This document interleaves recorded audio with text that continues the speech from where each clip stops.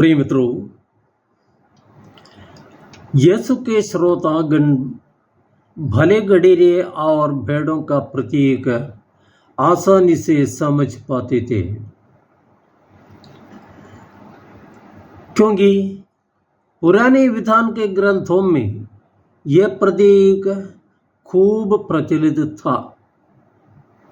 वहाँ ईश्वर को गडरिए और इस्राएल जनता को भेड़ के रूप में चित्रित किया जाता था। यीशु खुद को भला गडरिया कहकर पुनः एक बार यहूदियों को यह समझाने का प्रयास करते हैं कि मैं ईश्वर का पुत्र हूँ। सामान्य जीवन में गडरिए और भेड़ के बीच के रिश्ते के संबंध में लोगों को अच्छी जानकारी थी। भेड़ों के लिए गडरिया सब कुछ है।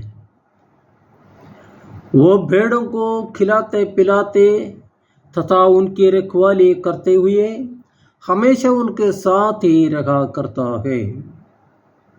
99 भेड़ों को निर्जन प्रदेश में छोड़कर खोई हुई एक भेड़ की खोज में जाने वाले गडरिए का दृष्टांत यीशु लोगों को सुना चुके थे। मजदूर और गडरिए के बीच में यह फर्क है कि मजदूर खतरे के सामने से भाग जाता है, लेकिन गडरिया उसका सामना करके भेड़ों को सुरक्षा प्रदान करता है। हमारे जीवन के संदर्भ में देखा जाए तो पुरोहित ईश्वर की जनता का गडरिया है। संत पापा कलीसिया के गडरिया है। धर्माध्यक्ष अपने धर्म प्रांत के और पल्ली पुरोहित अपने पैरिश के गडरिया है।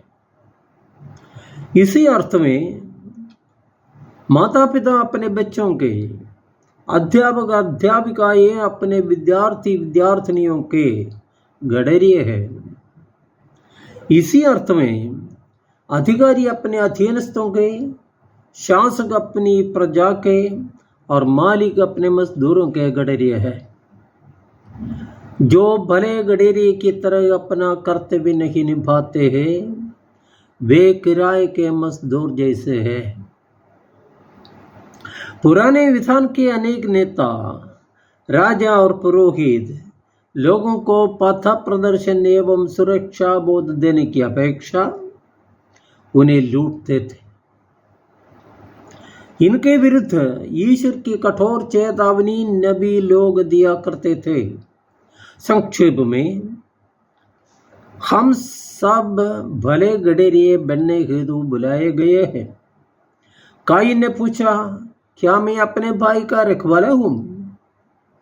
ईश्वर ने इस कायनवाद को निरस्त किया और उसे अपने भाई हाबिल की मृत्यु का जिम्मेदार ठहराते हुए कहा कि तुम्हारे भाई का रक्त भूमि पर से मुझे पुकार रहा है। काइन हाबिल का बड़ा भाई था और अनुज के जीवन की सुरक्षा उसकी जिम्मेदारी थी, लेकिन वो अपने छोटे भाई का हत्यारा ही बना। हम जो गडरिए के स्थान पर विराजमान हैं, अपनी जिम्मेदारी से हाथ नहीं धो सकते।